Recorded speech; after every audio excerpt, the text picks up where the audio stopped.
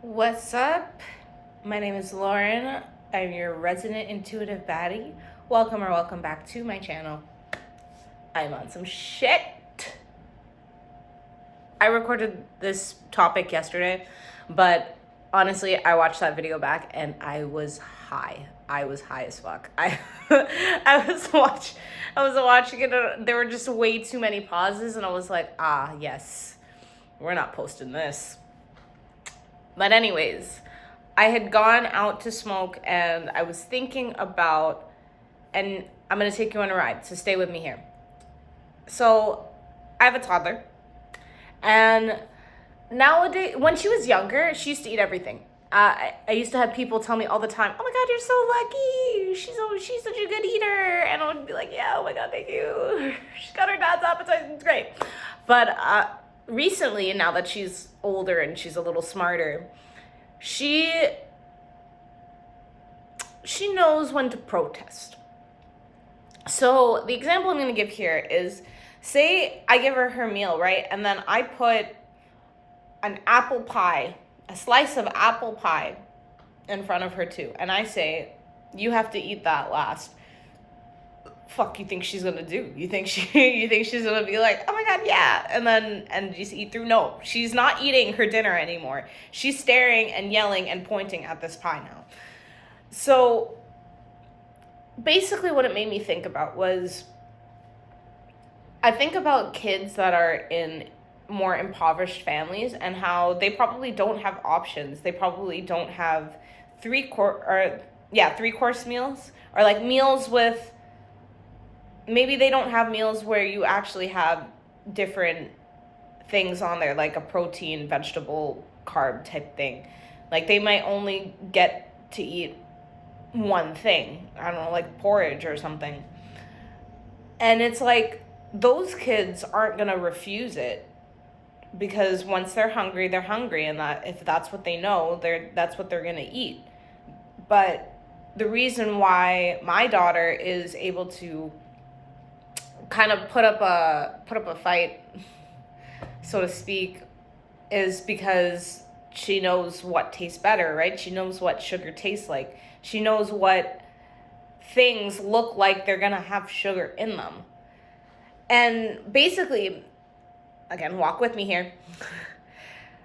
I was trying to translate that into relationships and people, and how when you're only dedicated to one person, or say you get out of high school and you only ever date one person, and this isn't to say that people in high school sweetheart relationships or whatever would never work. I'm just saying that for a lot of people, it's hard to know what's good for you when you haven't had many options. And the other thing that I was thinking about is, if you're really accustomed to a sweet tooth, if you like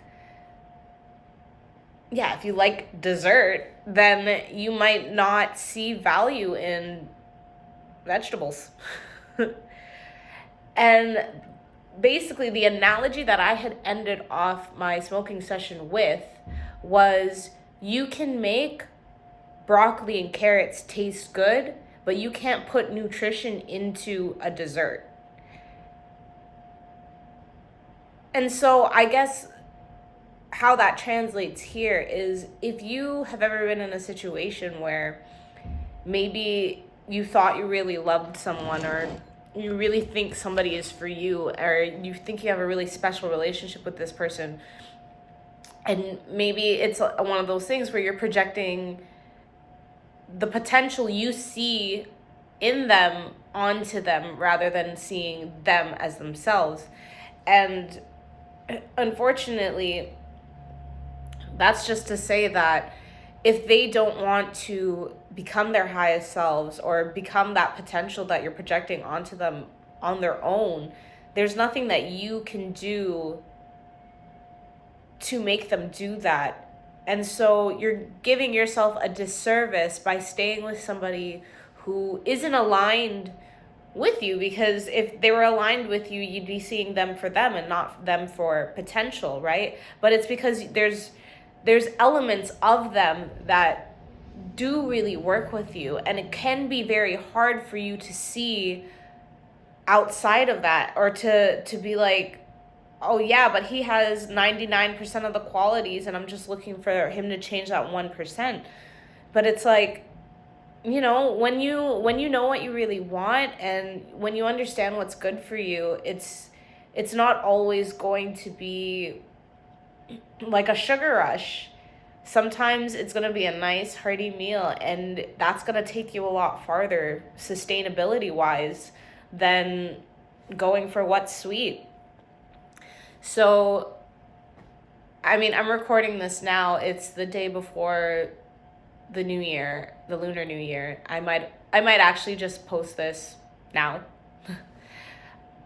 But yeah, step into, understand that you can still have it all. And I'm not saying that you necessarily have to give up on anyone or anything like that, but just really think about it. Just really think about people or situations, if they're actually gonna serve you, and if maybe you're waiting around for the perfect conditions to change when the perfect conditions might just be elsewhere. Well, yeah, kind of a short message. I think because I'm re-recording it. When I recorded it the first time, I think it was like 14 minutes, but it was like a lot of me going around the bush trying to get the analogy out, because it wasn't fully out in my brain yet. But yeah, that's what it is. So I hope it resonated. I hope you were able to find some sort of insight in there. I want to thank you so much for listening to me. And until next time, goodbye.